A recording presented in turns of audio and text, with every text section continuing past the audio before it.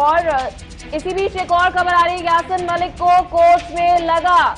यासिन मलिक को कोर्ट में लाया गया। बड़ी और अहम जानकारी आपको दे रहे हैं। यासिन मलिक को कोर्ट में लाया गया। थोड़ी देर में यासिन मलिक पर आएगा फैसला। आपको बता दें अपडेट है ये, क्योंकि यासिन मलिक को कोर्ट में लाया गया है। आपको बता दें कुछ दिन पहले यासिन मलिक के ऊपर बताया जा रहा था कि सजा हो सकती है, और साथ में थोड़ी देर में यासिन मलिक पर फैसला आ जाएगा। बड़ी अपडेट है जहां पर यासिन मलिक को कोर्ट में लाया गया है। ये अपडेट दिखा रहे हैं, आप तस्वीरों में देख सकते हैं किस तरीके से यासिन मलिक को कोर्ट में लाया गया है।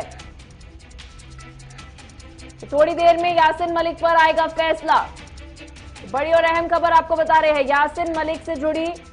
आपको बता दें यासिन बरी ने कुछ ही दिनों पहले अपनी जितनी भी गुनाह हैं उनको कबूल किया था। बड़ी अपडेट है और कुछ ही देर के अंदर कोर्ट जो है वो फैसला सुना सकता है। बड़ी अपडेट आपको दे रहे हैं यासिन मलिक से जुड़ी, जहां पर यासिन मलिक को कुछ ही देर के अंदर उनकी सजा जो है वो तय हो जाएगी। कोर्ट अपना फैसला जो है सुना देगा। फांसी या उम्र कैद, बहुत बड़ा सवाल है। इसी खबर पर और जानकारी के लिए हमारे साथ इशफाक गौहर जुड़ गए हैं, उनसे लेते हैं जानकारी। इशफाक, क्या कुछ जानकारी है? यासिन मलिक को फांसी या उम्र कैद, क्या संभावना है?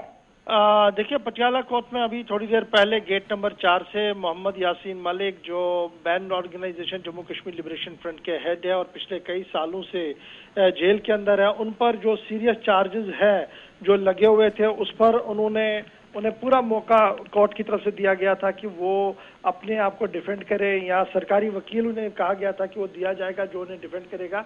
लेकिन इशू ये था कि उन्होंने खुद ही वो सारे चार्जेस जो उन पर लगाए गए थे, उन्होंने कहा कि वो इन्हें मानते हैं और इसमें उन्हें डिफेंड करने की कोई जरूरत नहीं है। तो वो खुद गिल्टी उसको थे, तो इसलिए कन्विक्टेड थे वो। एक तो ये इस केस का बड़ा इंपॉर्टेंट पहलू है। दूसरा पहलू जो बड़ा इंपॉर्टेंट है वो ये है कि एनआईए को कहा गया था कि उनकी फाइनेंशियल जो स्टेटस है उसको जी बताया जाए कि इनके पास पैसा कितना है, एसेट्स कितने हैं, क्या कुछ है। और इसी तरीके से यासिन मलिक से भी कहा गया था इंडिविजुअली कि वो भी अपना स्टेटस जो वो दे। यासिन मलिक को जब अभी थोड़ी देर पहले लाया, उनके पास उनकी केस फाइल उनके हाथ में थी, ब्लैक कपड़ों में वो पहने हुए थे। हम जो विजुअल चला रहे हैं थोड़े से ये लास्ट टाइम के, जब वो पहले कन्विक्टेड हुए थे, अभी थोड़ी देर पहले जब वो आए हैं, तो अब देखना होगा कि क्या कुछ होगा। मेरी जो अभी लीगल ओपिनियन वालों से बात हो रही थी, वो लगातार ये बता रहे हैं, जो सीनियर एडवोकेट्स हैं और इस तरीके के केसेस को हैंडल करते हैं, वो कह रहे हैं कि आरोप बहुत सॉलिड है, संगीन है, और इसमें कंटेस्ट भी नहीं हुआ है, बल्कि सीधे ही यासिन मलिक कह रहा हाँ मैं ठीक हूँ जी, मेरे ऊपर जो आरोप है मैं मान लेता हूँ। तो आप बता सकते हैं कि कौन कौन सी धाराएं लगाई गई हैं यासिन के ऊपर? देखिए, यासिन मलिक के ऊपर देशद्रोह का मुकदमा सबसे पहले है, उसके बाद टेरर फंडिंग का मामला है, उसके बाद जो बैनर्ड ऑर्गेनाइजेशन है उनको ऑर्गेनाइज करके आगे पीछे करवाना, वो उस पर आरोप है। तो वो सारी चीजें वो मान चुके हैं। लेकिन बड़ा सवाल ये है कि अब क्या होगा। तो दो ऑप्शन मुझे बताया जा रहा है, जो हमारे सोर्सेज हैं वो ये बता रहे हैं कि दो ऑप्शन एनआईए जज के सामने होंगे। एक ये कि इन्हें रिग्रेस पनिशमेंट के तहत उम्र कैद दी जाए, और दूसरा ये होगा कि इन्हें गिल्टी करार देकर इन पर जो है फांसी की सजा दी जाए। ये वाली जो तस्वीर है, ये आज की तस्वीर है जो हम अभी चला रहे हैं। तो अभी जो सबसे बड़ी बात है वो यही है कि क्या इन्हें फांसी की सजा होती है या इनके ऊपर जो उम्र कैद की सजा होगी। और अगर उम्र कैद की सजा होगी, जो इनके 4-5 साल अभी जेल में हुए हैं, क्या उन्हें गिना जाएगा या आज से ये शुरू होगा, वो देखने वाली बात होगी। लेकिन सबकी नजरें जो है वो अभी पटियाला कोर्ट पर है, जहां पर यासिन मलिक को थोड़ी देर पहले लाया गया है, और एक्सपेक्ट किया जा रहा है कि 12:30 बजे के बाद किसी भी वक्त ये फैसला, बड़ा डिसीजन जो है वो कोर्ट की तरफ से सुनाया जाएगा। तो क्या गौहर, जितनी भी धाराएं लगाई गई हैं, आप जिस तरीके से बता रहे हैं यासिन मलिक के ऊपर, अपने सारे गुनाह उन्होंने कबूल कर लिए हैं? अब बिल्कुल वन एंड ऑल उन्होंने कहा कि देखिए, मैं अलगाववादी नेता हूं, इसमें कोई शक नहीं है। मैं भारत से आजादी चाहता हूं, इससे मुझे को कोई शक नहीं है। और तीसरी बात यह कि फंड रेजिंग करता हूं, इसमें भी कोई शक नहीं है। मैं ऑर्गेनाइज करता हूं सब चीजों को, सबको इकट्ठे ले जाने की कोशिश करता हूं, इसमें भी कोई शक नहीं है। और ये पहले कोई 18-19 एफआईआर के तहत इनसे पूछताछ हो रही थी, और एनआईए ने अपने तरीके से इनसे गिरफ्तारी भी की थी।